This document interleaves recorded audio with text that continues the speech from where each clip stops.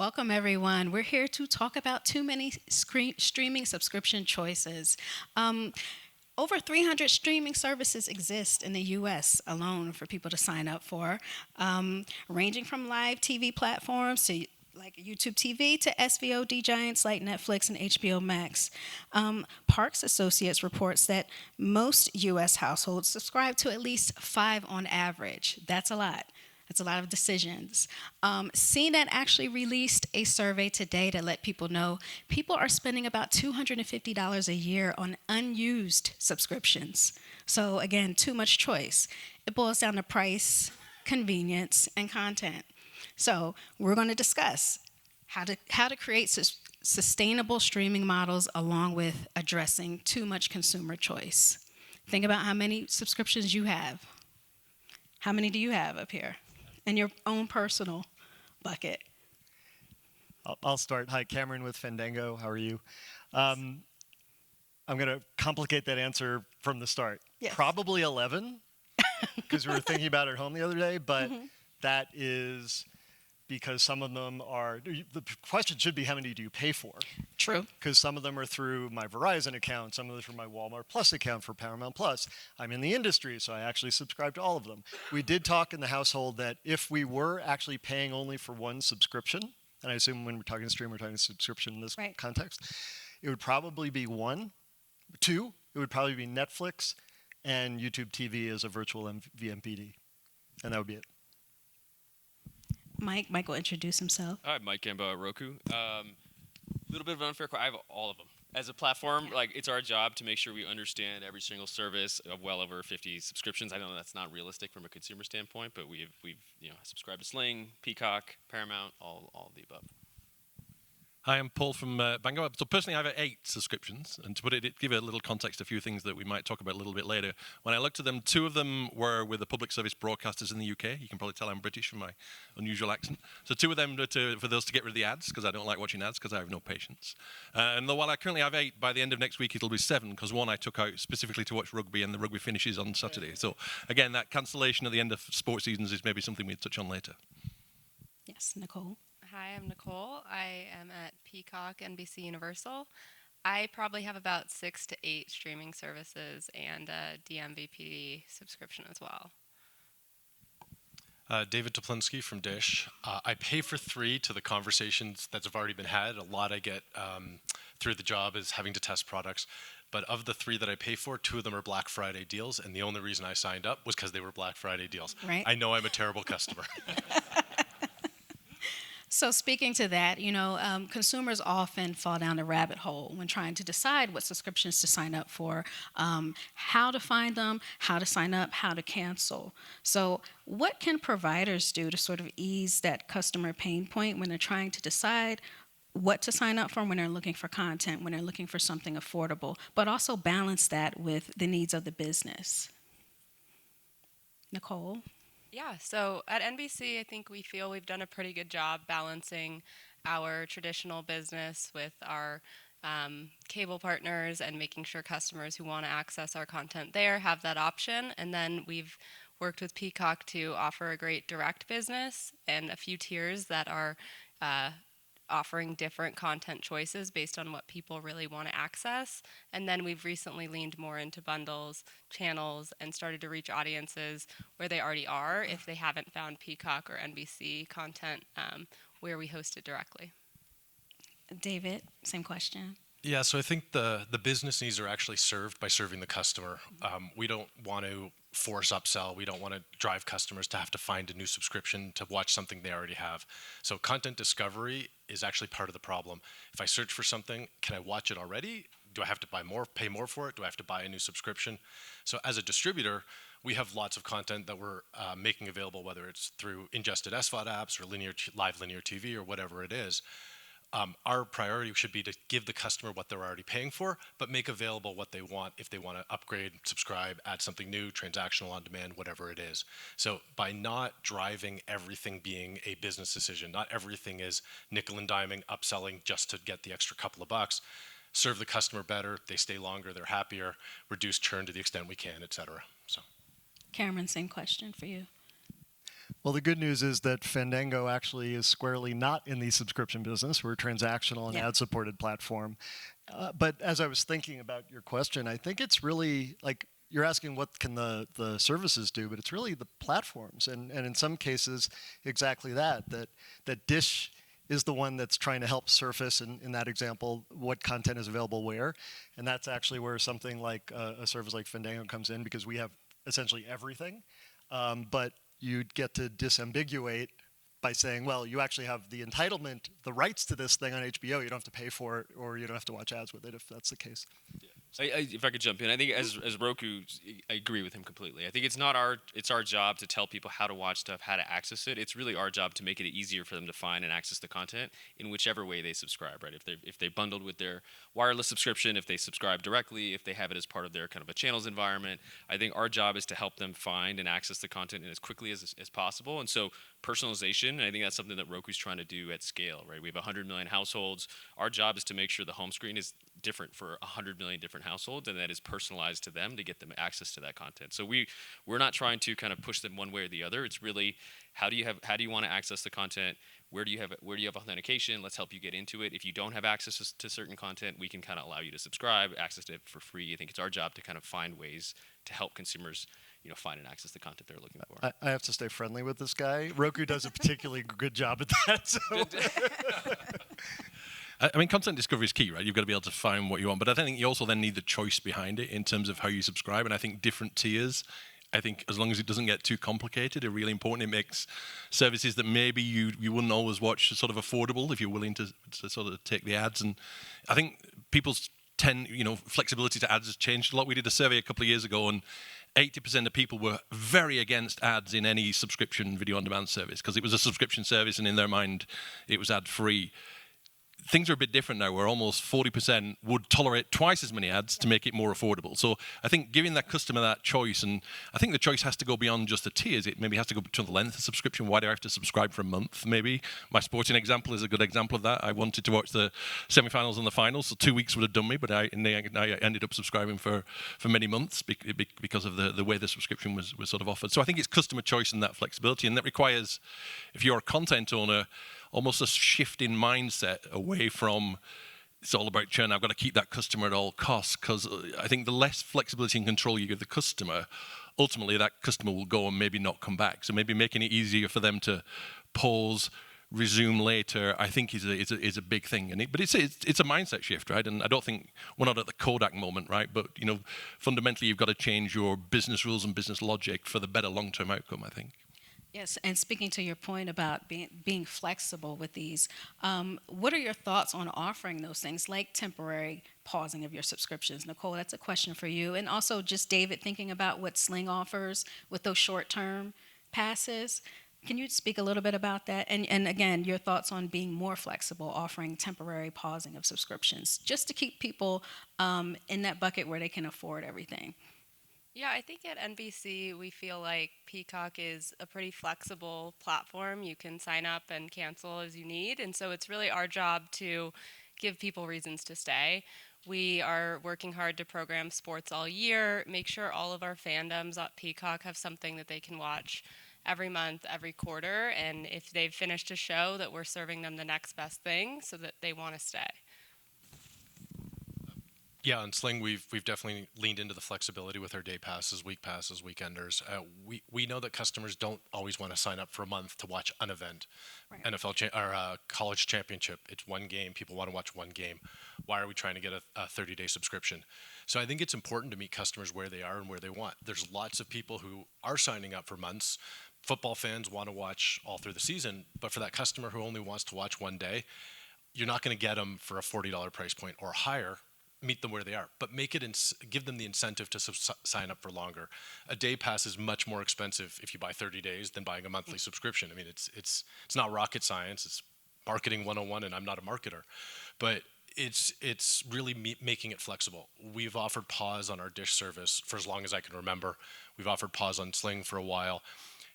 Customers don't want to have to think about it that hard. They don't want to have to, especially on a legacy system like a satellite system, they don't want to have to install and take down the dish. That makes no sense. So just put it on pause for a little bit, keep access to some of the content maybe you've DVR'd, meet the customer where they are, where they want. People are going to subscribe to get the content they want, and if they can't find a good way to subscribe, they'll find another way to get it, and that hurts us all. So I think it's really important to be flexible and offer the opportunities to do things in the most creative way.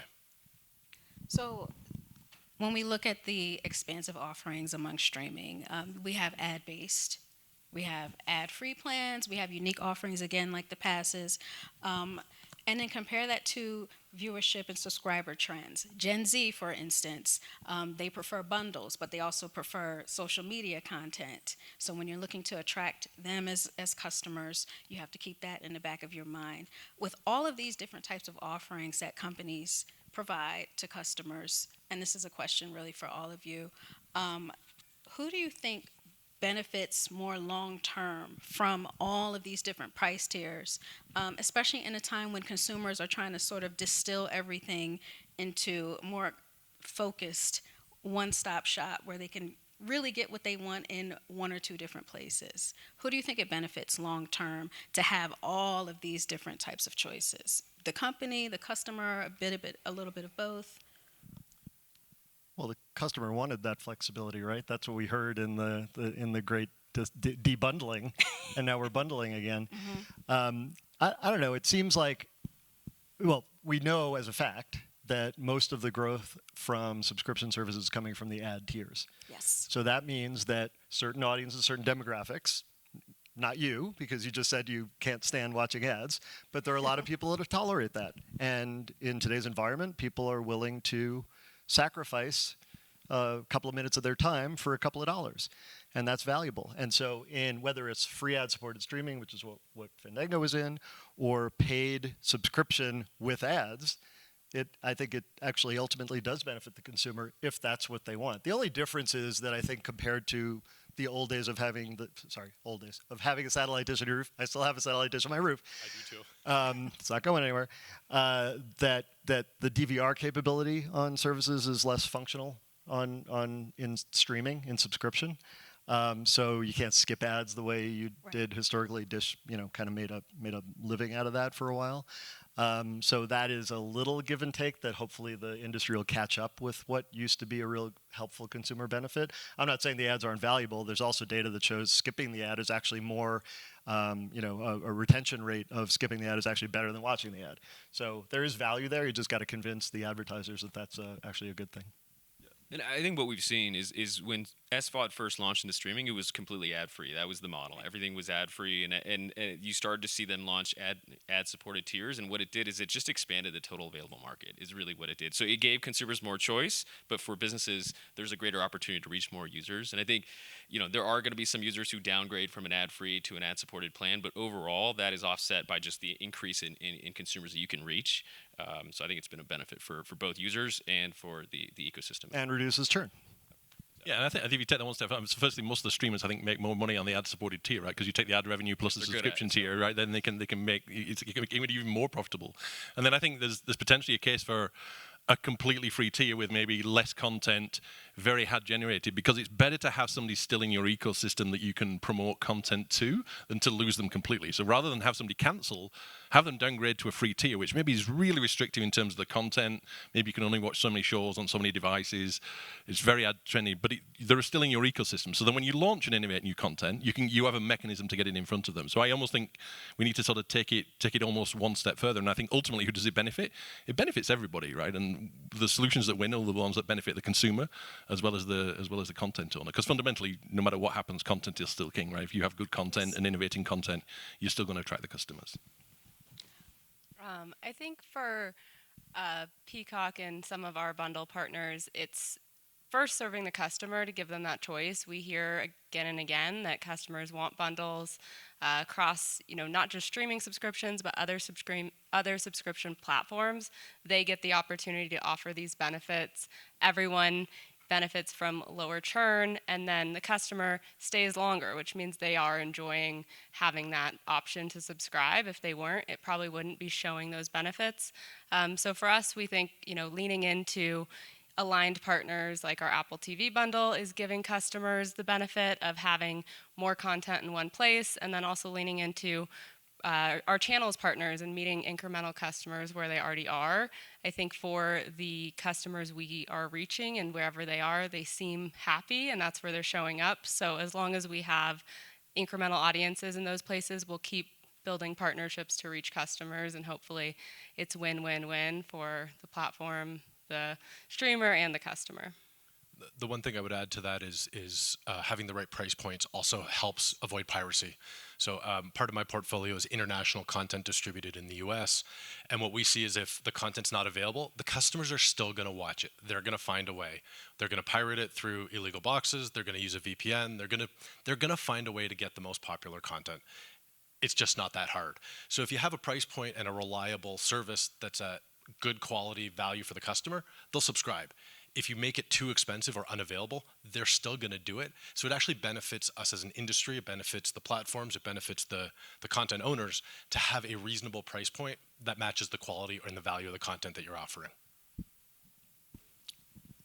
So speaking, I'm going to segue a little bit. And we want to kind of look at how we bring it all together for the consumer. Because viewers have become fed up with fragmentation of programming, and I'm looking at live sports as an example, of services and content, do you think there's a long-term value in a hybrid approach that offers unified access to like live TV streaming, transactional VOD, and on-demand subscriptions, like sort of like a choose-your-own blend? Do you think there's value in sort of this hybrid model? Cameron, what do you think? Well, you're leading a little bit by saying consumers are fed up with it. I don't know if it's quite at that level. They might be fed up with subscriptions, right? Like it's not just, we're talking about streaming here, but you subscribe to your gym membership. You may belong to a private club or a country club. You may belong to, you might have a loyalty program with GNC. I could name, 100 other subscriptions you actually have that you don't even count as subscriptions. So when I said 11, it's probably 30. And that might be where consumers are getting fed up. And it may be that they're, resigned to that reality, but that doesn't really, necessarily be the case. There's been something on my mind for years that as things like a short-term subscription become viable, that I've always been intrigued by. So even though we have a fast-growing ad-supported platform, our historically core business was transactional, and it was always this a la carte thing. The studios have been very reluctant to do like what about 2 movies a month or something, like a mini subscription that I've always been intrigued by. That again, otherwise the customer is going to find the stuff elsewhere. And because of their downstream pay TV deals, those have been very hard to do. And we've talked to studios about it, and it's just been impossible to do. But I've always been intrigued by that kind of like a hybrid bundle where you can complement the other services you have by having like a couple of newer movies that are straight out of theaters. Yeah. That's because that's all you want for a higher price than you probably would have paid otherwise, but is a new hybrid. It just doesn't exist on the market yet.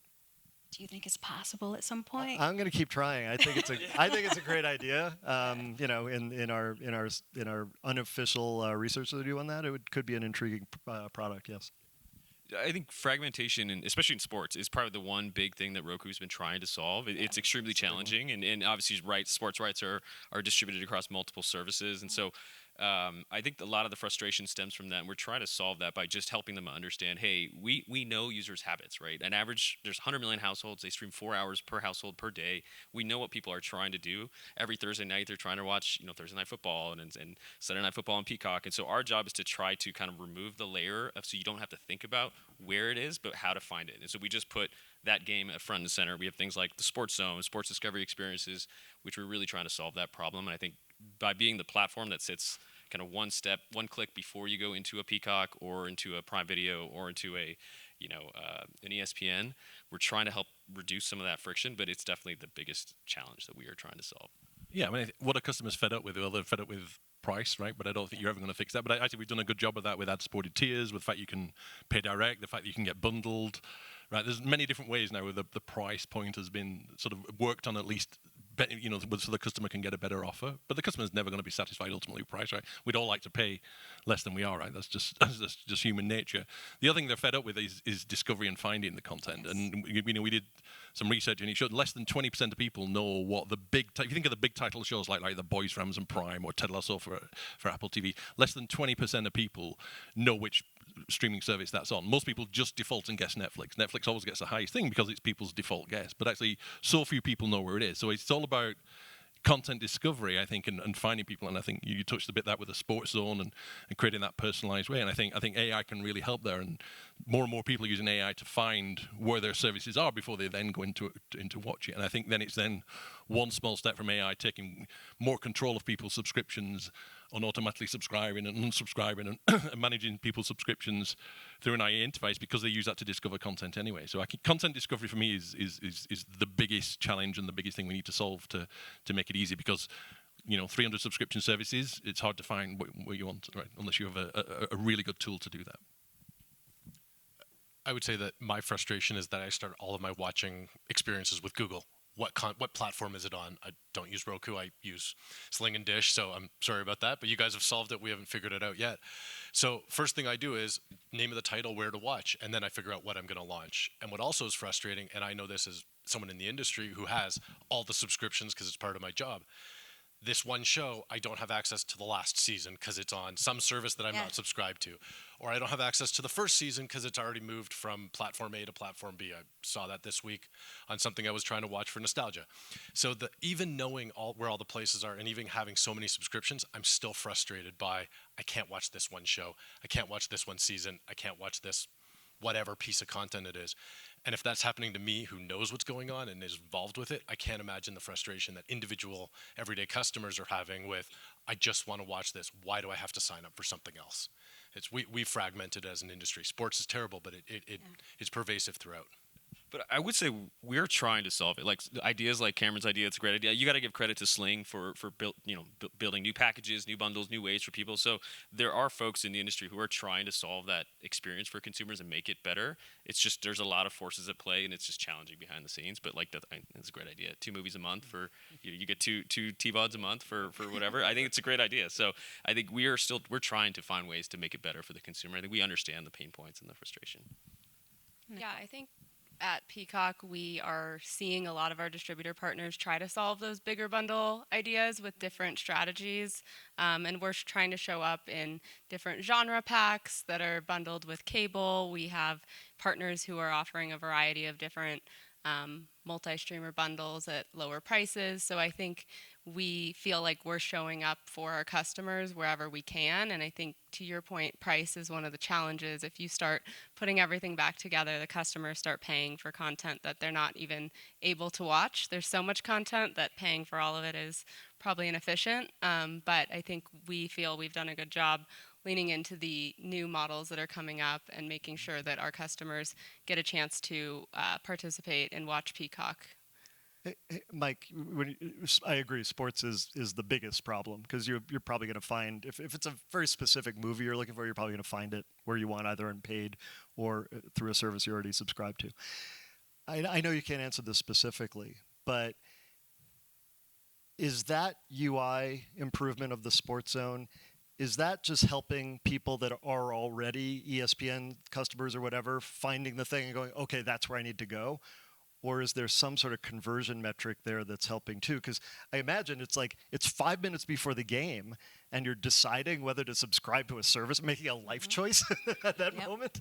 I'm curious how that works. It's a little bit of both. I think you see new users who come in and just trying to figure out this entire ecosystem. Where we understand it, right? We understand where sports rights are, but the average user just doesn't know. They just want to watch the Chiefs or the Broncos. No, it's a little bit of a mix of both, where we're helping people to train them. Hey, you can come here to find where to watch different things. We're teaching them, but then there are new users who are coming in. I think a good stat, I don't have the numbers off the top of my head, the Super Bowl this past year, we drove more people into the Super Bowl I forgot who was carrying the Super Bowl this year. We had it. Yeah, there you go. I think it was something like, again, I'm going to butcher this number, but it's something like 30% of all users who watched Peacock for the first time came through a discovery experience like our NFL kind of Discover Sports Zone. And so I think we are trying to help both kind of new and existing users to find stuff. But it's a challenge, and obviously the Super Bowl rotates every year, right? And so helping them understand where to get it in the moment is probably what we're trying to solve. But it's right. It was Legendary February. Legendary right? February, Yes. yeah. Yeah, very good. And all our partners showed up for the Olympics with a lot of great platform level hubs to help them navigate. Even with all the content on one platform, it can still be challenging. So it's great to work with our platform partners to build experiences that help customers find the exact event, know when it's coming, and remind them to tune in. Yeah, we built something directly with Peacock on that. It was a great experience. Yeah. So I want to keep the conversation going about bundles. And I'm going to point to Bango's survey. Bango's recent survey on bundling states that 59% of Americans are loyal to the content, but not a particular platform. Additionally, the report stated that roughly a third are done with standalone subscriptions. So people are fine with watching movies and shows wherever they can find them, when they can find them, at the price that they can find them for. But also they're happy to cancel after they finish watching whatever they wanted to. So with that in mind, what's key to serving up access to content and interacting with potential subscribers, whether you're a content distributor or an aggregator, when you're the first touch point in a consumer's buying or viewing experience? What is key here?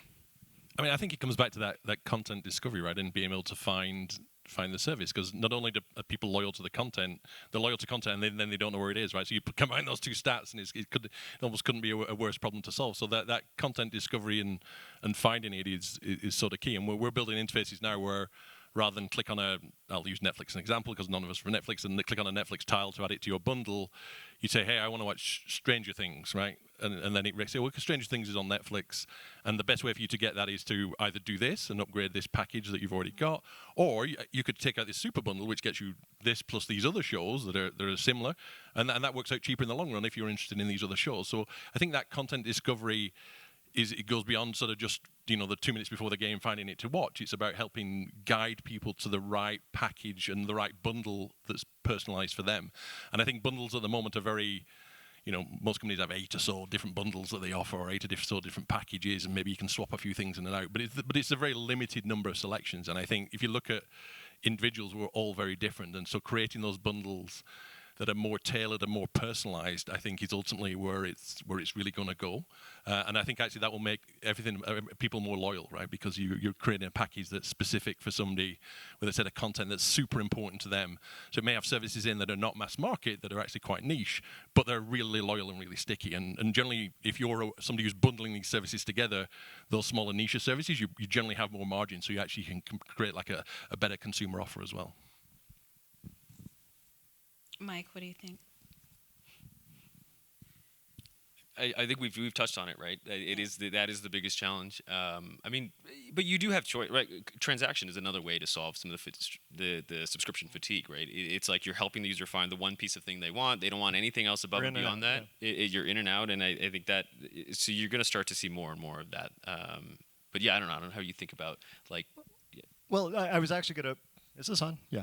I was actually going to refer to, Nicole, what you were saying earlier, that like that's the platform's job, that it's creating an ecosystem, a product that someone is not just in and out for the Super Bowl. You're going to get some of those and get churn. By the way, disclosure, Fandango used to be part of NBCU, so I know their playbook a little bit, but we're part of Versant, the spinoff from Comcast and NBCU now. But it's to have other stuff that's available on the service. So you want someone to have it. In my household, it was Netflix when we had the conversation. They're like, yeah, if I had to cancel everything, we'd keep that one. But that's because they found utility in it. But people are going to find utility based on the value proposition that you provide for any of these services. Remember when, I mean, you still did it, but remember when after the Super Bowl, the big story was like, what was the lead out? Right? You wanted to introduce a big new program after the Super Bowl because people stayed tuned in, and that was the thing that got you to stay on the television channel for a couple more hours. Now you're trying to get someone to stay on a subscription service for another year, for another month. What was it this year? It was like TED or something, right? I think we had Ted last year was a That was big last one, year. and then Traders this year performed Yeah, it really was Traders. well coming Yeah. out of that month. So, I mean, that's I think the platform's job to find the next thing. I mean, our version of that is when you're finished watching either something you rented or bought or watch for free. Like, what's the next thing you're going to watch? You keep them going, either short term or longer term, to show value to the service overall. I think there's also value. There's a tremendous amount of value of having the lead out content. So for us, one of our big products is cricket. We'll sell it, and there's lots of cyclicality throughout the year as the major tournaments happen. There are some customers who are going to watch the tournament. You'll watch your rugby tournament, and you're done. We're never going to keep those customers. That's fine. They're not a bad customer. We just can't spend much to get them. We have to make sure our SAC is low enough that we're getting them at the right price point. They're profitable. They're great. For those customers we can keep, they're fans of South Asian content in general. Cricket is one thing. They come in for the cricket match, cricket tournament, whatever it is. How do we keep them for the next month, the next 6 months, the next year? What's the lead out content? What's the bundle we offer? So you can't, it's not a one size fits all. Some customers are going to be almost transactional, short-term subscriptions, single events. Some customers are going to be lifelong subscribers. People are in the middle. How do you meet all of those customers where they are? Give them what they want. Give them the option to bundle if that's what they want. Give them the option to buy the single thing, whether it's, again, the one tournament, the one movie, the transaction, whatever. So I think it's making all of those available. Is SAC subscriber acquisition cost? Yes. Yes. Apologies for the acronym. Heard it said that way. Okay, got it. You might need to explain what cricket is as well, right? I mean, It's because you're a transactional. I never thought we were talking about cricket in the US. It's great. I love it. Subscriber cost.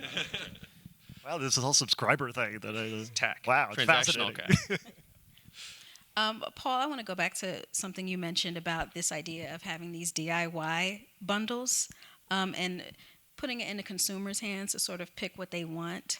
What do you think, looking at the future of streaming, how possible do we think that really is?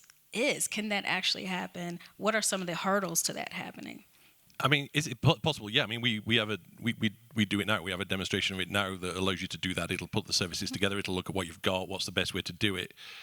The constraints tend to be the commercial relationships that the content provider has with whoever's reselling that service. And I think this is not a technical challenge. Technically, we've solved it. We have it ready. It's a commercial model change, right? And I think it goes back to that flexibility. Ad tiers, the willingness to have your content alongside potentially a competitor's content is super important. So it's that commercial flexibility that is ultimately the barrier in all these things, as is life, right? The technology, we move at a great pace. It's the commercial agreements that just take a bit longer. Yeah. At this time, I'd like to open the floor for any questions from the audience. We can't see because of the bright light, Right. so we assume there's an audience out there. This is a nice room. It's good size. Any questions?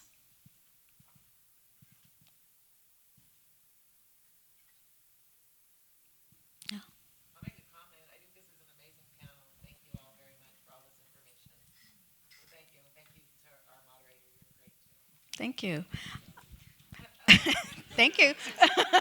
Wasn't expecting that. Thank you. We have a lot of time left, but thinking about sustainable models for all of your businesses, what is one piece of advice you would give to any business out there for creating a sustainable model that again balances the consumer needs with the business needs?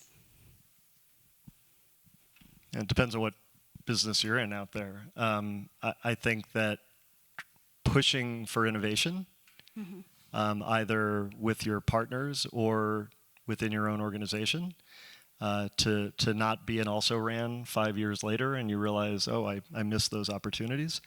I think I can't speak for ourselves. I feel good about what we do, but I feel like everyone on this panel does a version of that. But just keeping, don't accept the status quo. There's always going to be a natural tension between what the business wants and then what's good for the consumer. I mean, we always obviously try to think consumer first, and that is really kind of the key principle. But there are times where we have to monetize that engagement and that relationship with the consumer. So just understanding, just recognizing that tension and trying to figure out what is the right balance between what's good for the business, for the consumer, for our partners, I think is probably one of the key things. Just be cognizant as you're making decisions and you're building a roadmap and a strategy Obviously, it's very easy to say, hey, we're customer first.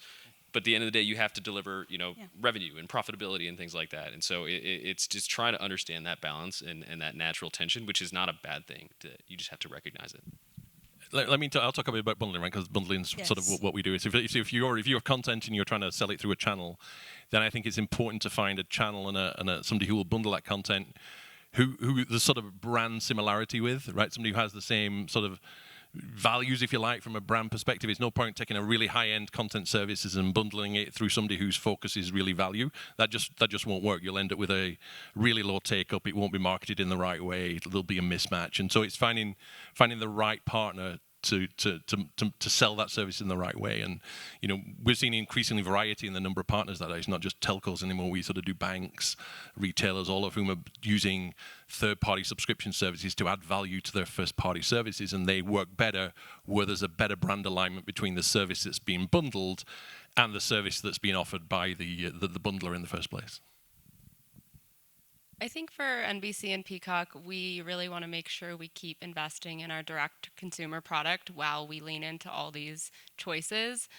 We do have that special relationship with the customer when they log into the Peacock platform and watch directly with us. And so we want to lean into innovation, a great customer experience, good discovery, choice in terms of tiering and price points that feel aligned with the content, serve our fandoms and really look at what they need and what they're watching on our platform and elsewhere. So for us, it's about being where our customers are, but making sure we invest in that experience that we really control as well and making it the best way to watch our content. I think one of the things to do for long term is to make it easy for the customer. Mike, you alluded to it in the Sports Zone and the other things on the Roku homepage. There's a ton of complexity in our industry, a lot of complexity on the upstream rights, what the licensing models are. The customers don't care. So how do we make it easy for them? If you want to be a sustainable platform, I turn it on, I find my content, I watch it. Maybe I'll pay a little bit more for that convenience. But I think that's one of the biggest challenges and one of the biggest things that we as an industry can do to make it better for the customers. And that's what would be my advice to anyone starting it out in this is make it simple for the customer. They find it. They don't have to think about it. It just works. Great way to close out. Thank you so much for joining our discussion today. Thank you to our panelists today. Thank you. Thank you. Thank you.